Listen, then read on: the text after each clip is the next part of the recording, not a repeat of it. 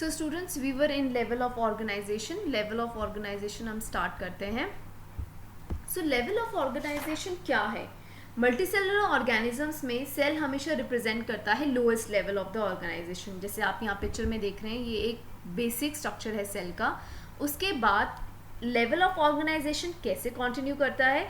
Group of sales होते हैं, वो कोई प्रॉपर स्पेसिफिक फंक्शन परफॉर्म करते हैं. जब ये ज्वाइन करते हैं, they are going to form a tissue. ये सबसे पहली फर्स्ट शुरुआत होती है. For example, all skin linings are formed by the epithelial tissue that you know. So different tissues join together to form an organ.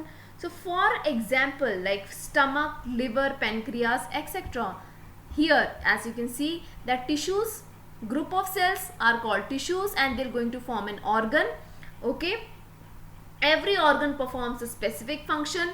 Like for example, stomach will going to perform a specific function, help in digestion of food. Pancreas will have a different function. Okay, so pancreas will going to have a different function which secrete the digestive juices. Plants also have different organs like roots, leaves and stems. So all these organs that work together, these organs will work together, okay, and perform a specific function, and they're going to form a proper organ system. Like here, for example, different systems, as you can see here, one is digestive system, circulatory system, nervous system, skeletal system. Then we have respiratory system, excretory system is there, isn't it? So after the formation of an organ, then there will be formation of an organ system. Like if I, for example, like esophagus, stomach, small intestine, large intestine, liver, pancreas, all these organs will work together to digest the food and hence form the digestive system. Similarly, respiratory system, excretory system, reproductive system have different sets of organ which work together to carry out the life processes. So the various organ system make a living organism. Okay. Here you can again see it in the picture, as we have talked about the different organs of performing a different function and forming a proper organ system and forming a proper organism, और उससे एक organism बन रहा है. ठीक है.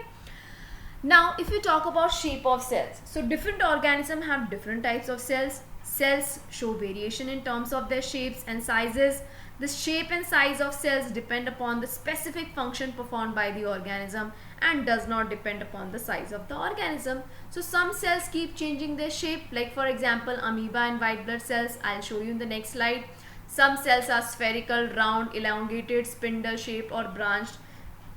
Like for example, spherical eggs of an animal, spindle shaped is smooth muscle cells, elongated is nerve cell, oval shaped is red blood cells, then branched is osteocytes, and so on. And some cells may not have a definite shape that we have talked about, that is amoeba and white blood cell. So the shape of a cell depends on the type of a function it has to perform. Like for example, a nerve cell is very long and has wire-like projections coming out of it, isn't it? These projections help the nerve cell carry the messages and send them to all parts of the body. As you can see here, it is branched, isn't it? And what they do usually carry the messages and send them to all parts of the body. Here is the muscle cells. Muscle cells expand and contract. Their long thin fiber help them to do this. All the cell components are enclosed in a membrane and which provides shape to every plant and cell. Here you can see parenchyma and sclerenchyma, which is present in the plants. Red blood cells, you can see the shape of it, isn't it? So amoeba does not have a particular definite shape. It keep on changing its shape. This change in shape is due to the formation of pseudopodia. This you have studied pseudopodia in class 7, which facilitates its movement and helps in capturing the food. Okay, and WBC, white blood cell, this also does not have a definite shape. Okay, now let's talk about the size of the cells. So cells in living organism are different sizes. They may be small as millionth of meter, micrometer or micron we usually call it as, or large as few centimeters. Like smallest cell is the cell of bacteria, 0.1 to 0.5 micrometer. This largest cell is the egg of an ostrich, that is 17 centimeter into 13 centimeter. Okay. In our body, red blood cell, that is 17 micrometer, are the smallest, and the nerve cell about 100 centimeter are the longest cells. So the Alga acetabularia, which is a unicellular organism, consists of single cell having length of 10 centimeter.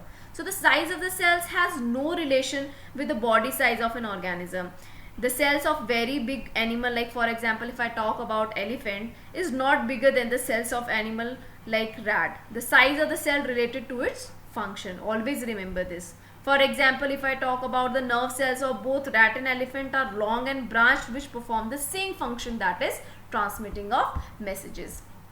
Here I got the picture of this mycoplasm, smallest cell. You can see it here in the picture.